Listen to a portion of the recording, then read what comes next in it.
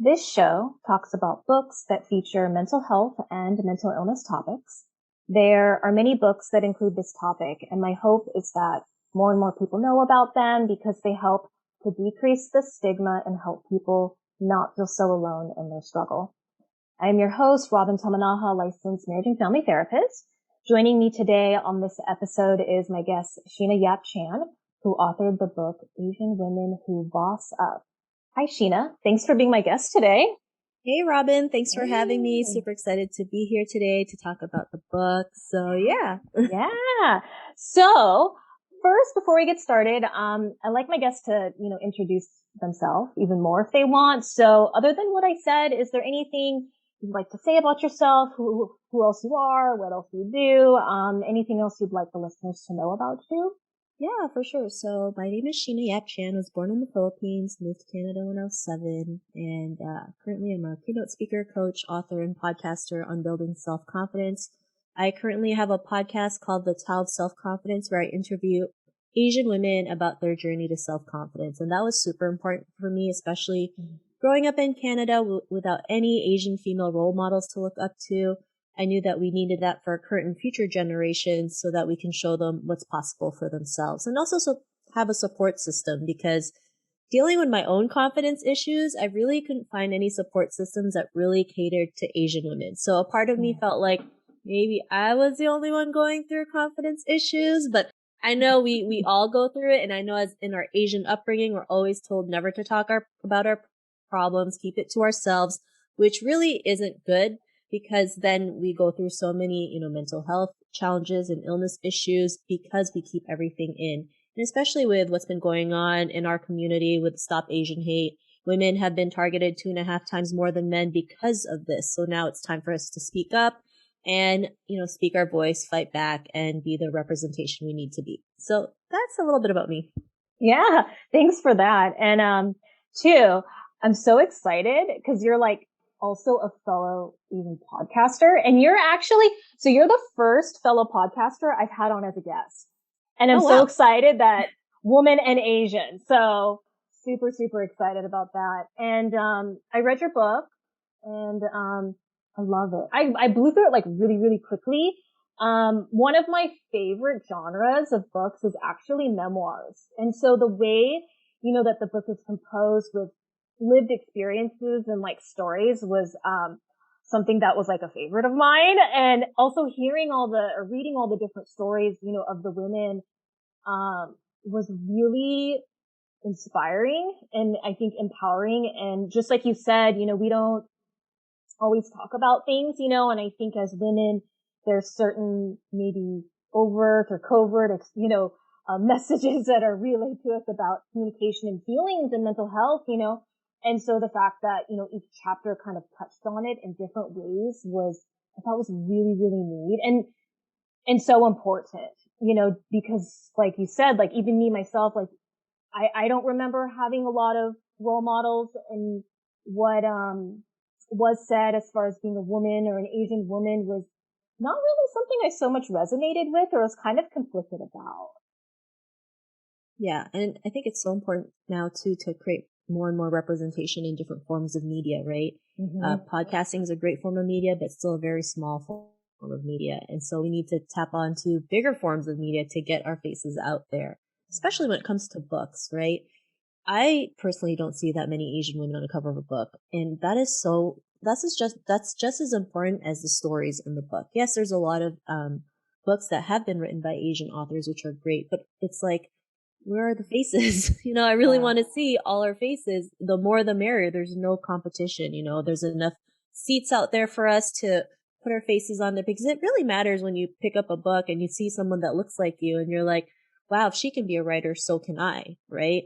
And it's just as powerful as reading the stories in the book as well. And like you mentioned, different Asian backgrounds, different careers, different stories. And that was so important because we still go through this stereotype that all Asian people come from China, right? Or we're all just one race when there's so many of us, right? And we're only good at one thing when we can all be multifaceted. So that's why it's so important to create, true representation, right? Especially for the longest time, Asians in TV have been casted as like the typical Asian or like the hooker or like the one with the accent. Nothing's wrong with that, but it's like we're more than that, right? We need to be more than that. We can't always be casted as that token role or the token stereotype. We can do way more than that. Yeah. And within the media too, like those roles too, sometimes the writers aren't, POC or Asian. So then it's also from like the perspective too of someone who isn't within the community. So it's not like a true reflection of like the diversity, like within the Asian community or, what an Asian is, like you said, those that you mentioned are like the nerd. I remember, here in America, like that was, if I think back to like the 80s and 90s, like that's what it was. And even sometimes when I read books, it was like the high achiever, like the smart kid or teacher's pet, like, and I never related to that, So I think it's so important for there definitely to be more Asian authors. So what led to the creation of the book, out of curiosity? To be honest, I met a lady over the summer, who writes books, and, we just met each other through another person, all virtually. And, we were just talking about who I am and what I do and what I stood for. And she was just like, well, why don't we create a book, that's for Asian women, right? We'll call it Asian Women Who Boss Up. And I was like, yeah, why not? I mean, we're all in quarantine. We got nothing else to do. Might as well create it, right? And when we created it, this was in the summer of 2020. And by the time we released it, we didn't know the whole Stop Asian Hate movement was happening. It just kind of coincided together, right, as we were launching it. And so when we were talking about it, people were, asking us to be interviewed and talking about, like, why is it so important for Asian women to speak up, right? And how can we, stop these attacks? Of course, we have to speak up, but it's also a part of our culture where we always keep things quiet. It's up to us to really now to speak up. And I know it's not easy. I know it can be scary because we have families, we have friends. We also don't want to be the target. But if nothing happens, like, it'll just get worse, right? Especially for Asian women because of this model stereotype that we go through. I mean, that the shooting in Atlanta that happened in March was devastating, right? And then the victims are being blamed because they were considered sex workers, which is really unfortunate because sex workers they're still human beings, right? We cannot judge someone based on their job, right? If that's what they want to do, great. Sometimes we don't even know. They might have been forced into that. That's something that's very typical, right? Among Asian women who are, promised the American dream and get scammed into doing something like that. So we don't know what's behind it, right? But it doesn't mean we should, judge them based on their jobs, right? Judge them based on what they do, right? Because it's not fair, right? They're still human beings trying to provide a life for themselves and for their families. How was it also doing this during the pandemic? I think, it was interesting because like the pandemic, a lot of people felt so like isolated, and so here's a situation too, where like you said, we're like, there's some silence, and I think too, sometimes us thinking like, how are we going to also take up space, as like an Asian, and so here's like a thing where the stories, you help them share their story, and then also during a time where people were so isolated too and kind of to themselves, like, what was that experience like? Well, I mean, of course, we screened through a lot of women, right? And wanted to make sure we had, women who had phenomenal stories, women who were ready for it, of course. The pandemic was not an easy thing to be in, right? Like, our mental health issues was really, challenged by that time, even me including, right? Before this book project, I honestly thought it was the end of the world. It kind of felt like the Twilight Zone. And I was like, what is going on? Is this it? This is the end of the world because of, what's going on. And so I had no passion to do anything, right? I just literally binge watch K-dramas all day because I was like, well, the world's over. Might as well just watch all these K-dramas and like binge, right? And, COVID wait happened, but that's another story. But yeah, I mean, some of them I've interviewed before on my podcast. So it wasn't as, difficult, right? At least they knew who I was. They knew what I stood for. I mean, they know through my podcast. I mean, I've interviewed over 700 Asian women on this topic. So they know I'm very passionate about elevating the Asian community, even more so Asian women, because we're so underrepresented. And we're still seen as like this quiet and submissive being when we're not. So it was a bit of a challenge too, right? Because it was hard for me to like, what if people say no? What if people don't get what I'm saying? What if they don't understand what this is all about? And we always have those fears, right? Going through rejection, not knowing what to say. And of course I made mistakes along the way. As I was trying to talk about it, but that's all normal, right? And I think it's okay to talk about this because we need to talk about what really goes on. Like, yeah, I screwed up a couple times. I got rejected. I didn't know if this project was going to happen, but we also made a decision that even if it took a year, we're just going to make it happen. It didn't take a year, thank goodness, but we were just committed regardless if it took a year or more until we found, 16 women or actually there's 18 women who would want to share their story. And so, I've seen a lot of amazing feedback from the book, especially from you. I had another person who told me how they love the interview style because they just feel more connected to the person, or they felt like they were interviewing the person. I recently just had someone, share it on LinkedIn because she finally got her book, from Canada to the Philippines. And, during COVID, like it takes up to 45 business days for anything to be shipped out from Canada or the US to another country because of COVID. Right. So when I saw that, I was like, oh my God, I'm so happy. Right. She finally got it. Like, the fact that I went across the world, like halfway across the world and it made it. It just brings me a lot of joy to see that people will do anything to read this book because it's so needed. And, just everyone saying like, yeah, Asian women have been bossing up for so long, but nobody talks about us, right? And so now we're going to talk about it. We're going to create it. And I always say, if you want representation, it really has to start with yourself. Even if you have no clue what you're doing, even if you have to start from zero, because if no one else does it, who else will, right? Like it really has to start with you. And it's okay if it takes a while. I mean, it took me, 5 years to get to where my podcast is today. It didn't happen overnight. And I think we're so bombarded with like this instant gratification, especially being a child of Asian parents, right? Especially when you're like in entrepreneurship or forging your own path. Of course, your parents are like, what are you doing? That's not the American dream. You're supposed to have a stable job, a home, white picket fences, be married with children. That's what success is. But really, success is how you define it, right? Do what makes you happy, right? Versus like, being told what to do. And as Asian women, we're always told what to do. We're always supposed to do one thing, live one way, and never rock the boat. And anything that's outside of that is just considered shameful. It's just shameful, which is like, is it really shameful or you just say it's shameful? And we don't even know who started creating all these rules for us, right? I know it's from generations ago that just get passed on generation to generation, because that's all they thought was, how to build a successful life. They didn't take the time to find any other way. So this is why now, we're more aware of what we're doing. We're aware of the traumas that we've been through, but it's also up to us now to take action on it and start speaking up, start being seen, start creating visibility, start speaking our voices, even being okay, just being vulnerable and saying, you know what, I don't know everything. I'm not perfect. I'm okay being not perfect.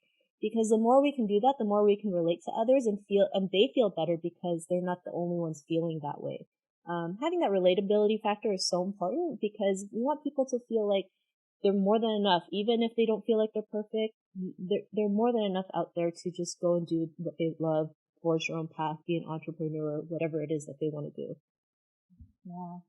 I love the, like your podcast and like your book as well. It's very like mission driven, I feel like, which is really cool, and two, like there's so many expectations, or this feeling of, like I need to be, like you said, perfect or, a certain way when really like the human experience, everyone, Asians included, is all emotions, tough times, seeing what you're going to do with opportunity or creating it for yourself. I like how you said, taking a step towards what you want, and I think it can be looked at in different ways. I know it's essentially like a risk, right? Sometimes like doing something that kind of maybe going against the grain or something like a little different than maybe what's financially comfortable or just, all different types of security. But it's actually like an investment, really. Like it's an investment in yourself, in your happiness, in your fulfillment, maybe your mental health, and also like the life that you really want for yourself, because oftentimes we're like working for someone else's vision or somebody else's dream or what we feel like we should, a lot of shoulds, we should be doing, as opposed to like what really makes us feel good, what makes us feel empowered, And so I feel like through the book too, and in your podcast as well, it's very much like putting out that message, which I think is so important, that it's okay. It's okay to have all these feelings. It's okay to like want to do something different. It's okay to like invest in yourself and just try this thing. I don't know, because you really want to try it, right? Yeah. No, I totally agree. And, as Asians, like, we're so afraid to make mistakes. We're so afraid to fail. And because of that, we resist so much, right? Even me included. It took me a while to realize, like, I was just never meant to be going the same path as everybody else, right? And it came from, like, since kindergarten. Like, the teacher failed me from kindergarten for coloring outside the lines. And it's just crazy that like we just have all these childhood traumas that we go through that we're not aware of. And if we don't work on ourselves and do the personal development, we wouldn't know, and it would stick to us. And then we have all these feelings of like, why am I not enough? Why am I like this? Why do I always fail? Right? When it's really like, you were just meant to do something different. You were just meant to go against the grain. You were meant to be outside the lines, outside the box. But we don't know that unless we work on ourselves, or even, speak to like mental health professional, right? Like the biggest thing with Asian culture is asking for help, right? If we go out there and ask for help, it's considered a handout. It's considered as a weakness, but that could be our greatest strength, to ask somebody for help to help us feel better, right? And I love how some of the stories in the book, they talk about the mental illness they go through and how they live with it. Right? Even on my podcast, how they said, I have a mental health therapist that I talk to, and, that helps me.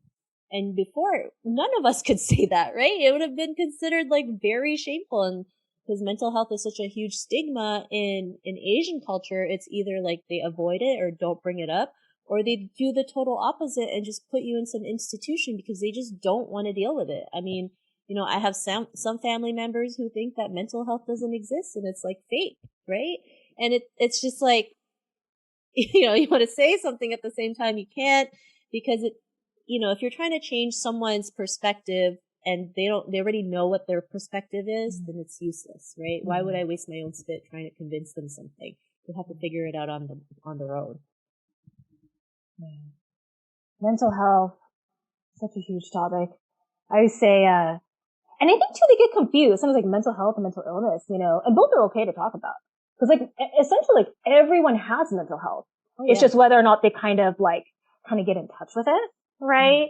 Or certain like level of mental health, right?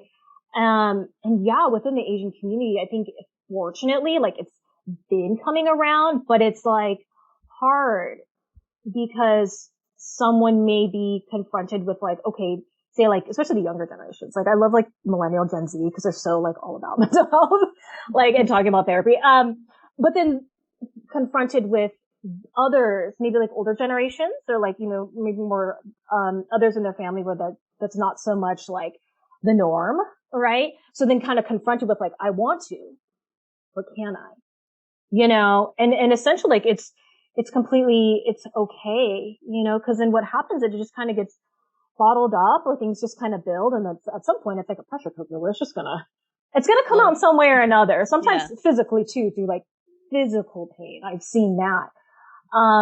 So reading that in the book as well was really, really, interesting too. And like how they navigated the stories, with that and just saying it, like, hey, like this is okay. Like I have feelings, I have emotions. I'm going through struggle. This is really, really hard. And I'm talking about it, and I think there's probably so many people out there who may be feeling that same way. Like I'm a therapist, and obviously like I love books because there's like a ton behind me, and I always say like, and this is why I think your book is like so powerful and wonderful in the sense is sometimes not everyone is ready for therapy, but they may be ready for a book.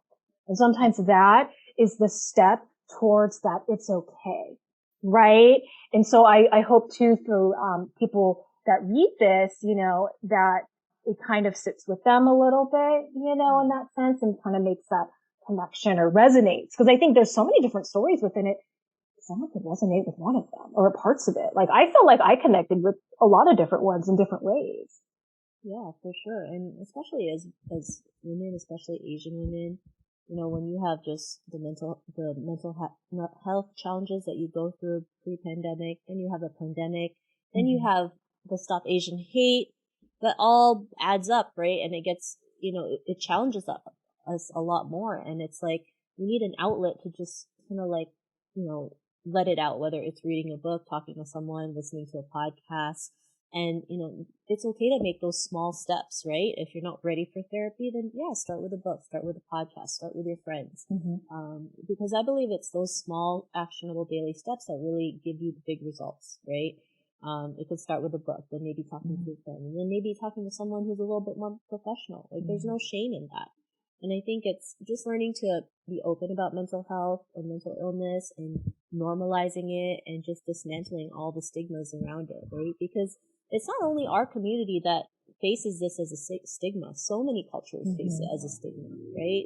For them, it's like similar thing. Like mental health is not talked about in their culture, but the more we can talk about it, the more other cultures can also be inspired to normalize mental health. Yeah, I would say like the kind of like the professional level is like the biggest being seen. I'm being seen because I'm like sharing, and then there's also like in media or like representation in media or books is like the other ways of like I feel seen because I connect with this person or like I relate. Yeah, yeah, and especially when you have someone that kind of looks like you, that is so that makes it even better. And especially like the book industry is still heavily represented by Caucasian people, right? They did a study 2 years ago that 75% of the publishing industry is still represented by Caucasian people. And that's not only by authors, that's also the publishing houses, the literary agents, the staff, and then everyone else has to share the other like 25%. So that leaves us with like next to nothing when we're trying to share it with all the other cultures. And so that's why it's so important for us to just create it. And it's not always an easy thing to do. Of course, there's going to be a lot of bumps ahead, but if we don't do it, no one else will. Like, I remember seeing this article. I think one of the big publishing houses did, and in order to celebrate diversity, they decided to get classics like Moby Dick and Frankenstein, and decided to put like a black character on the cover or an Asian character on the cover, and it's like that's not diversity. No, that's just, you're trying to make yourself look good and it just failed, right? Why not, get, people of color who are authors, who do have an actual story versus trying to redesign a cover, right? Why don't you find these amazing authors, who aren't Caucasian, who are, people of color, who are writing phenomenal stories, who could be a hit, and you just never know unless you go out there and try. It's just so frustrating that we're still dealing with this in 2021, right? Yeah. I mean, books have been around for so long, right? And we still get less than 10% of representation. If we're lucky if we get 5%. I don't really know what the numbers are. I was trying to find like the latest study, and all I could find was that in 2019, 75% of the publishing industry is still dominated by by Caucasian people.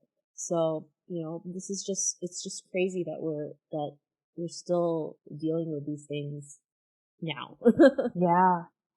Let me know if this is an okay question. Something that just came to mind is, what was your experience like publishing? Publishing the book.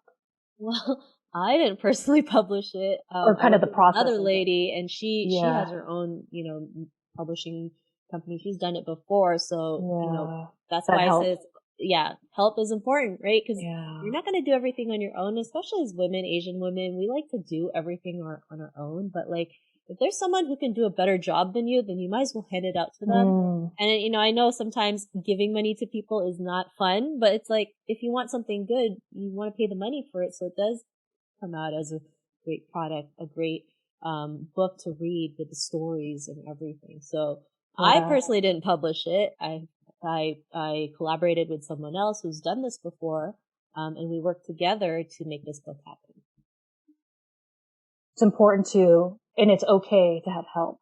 Yeah, it's okay to ask for help. I think that's the most important thing, right?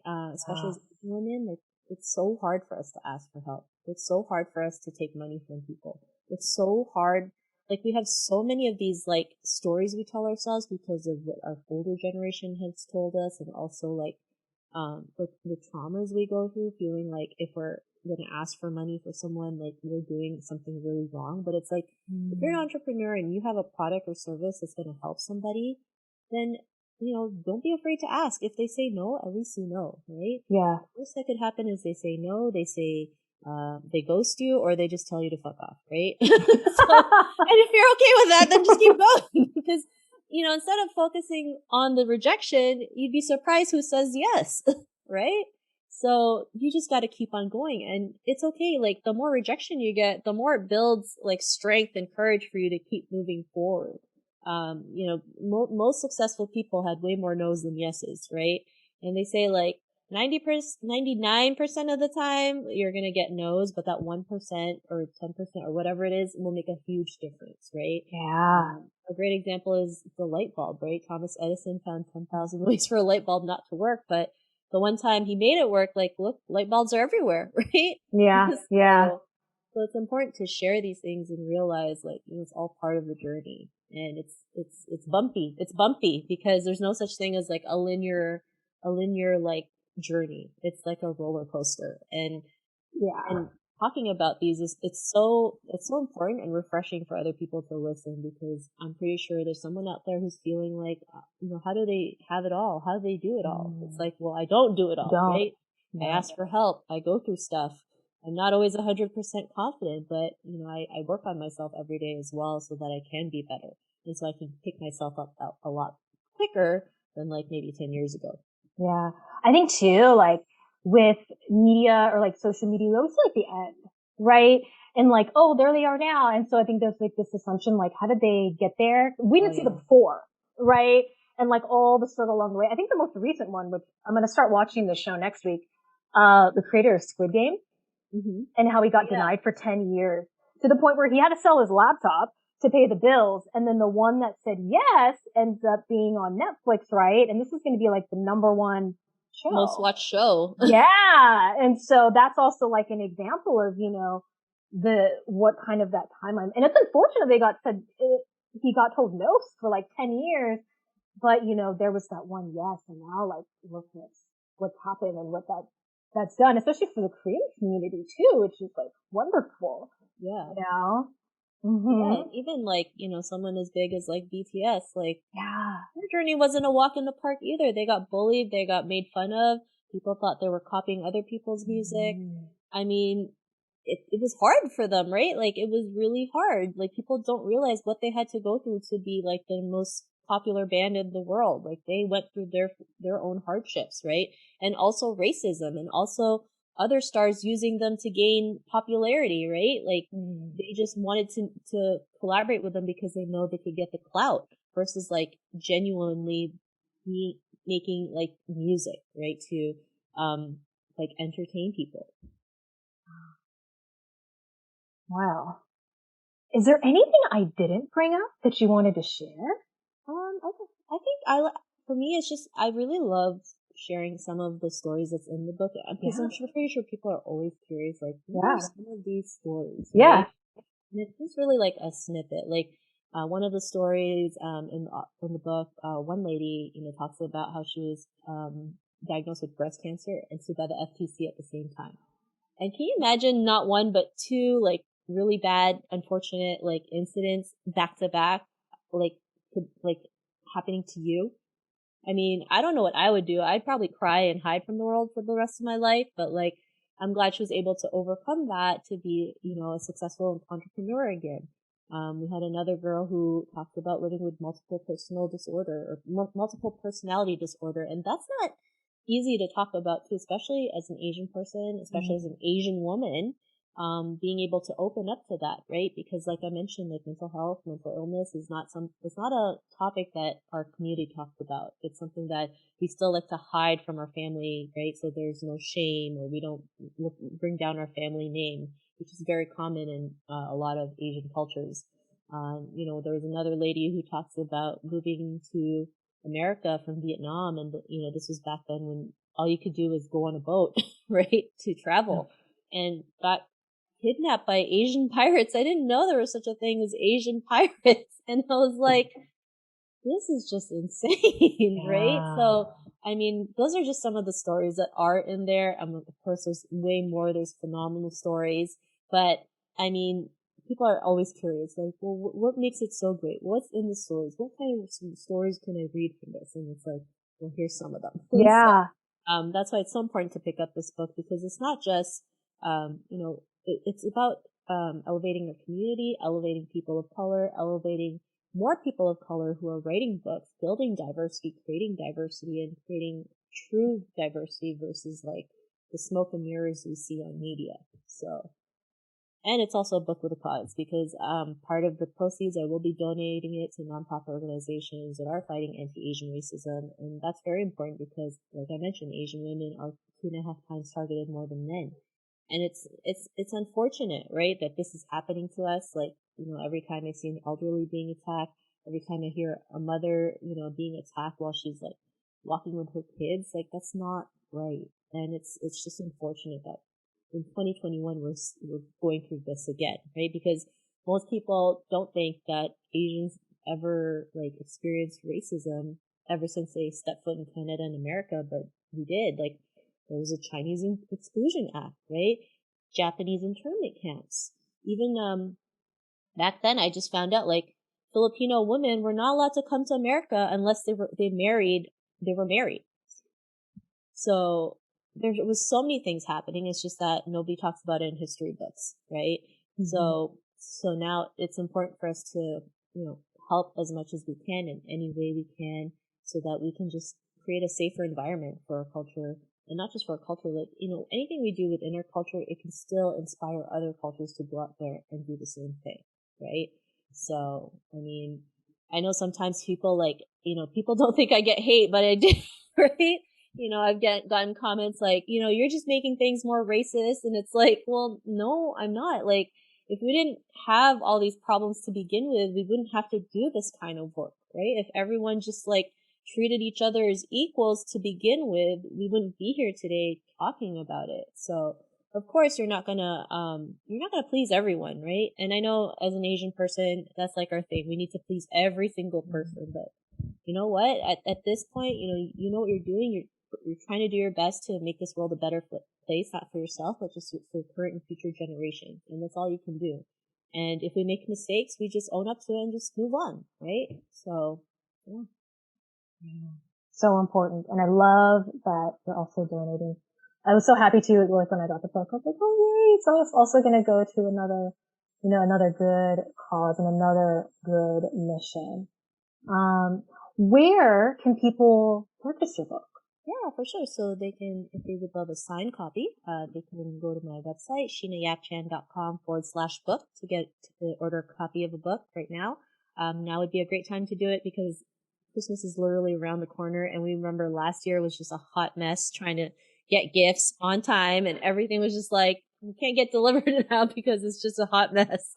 So if you were to order it now if you can, while the delivery times are still very, very fast.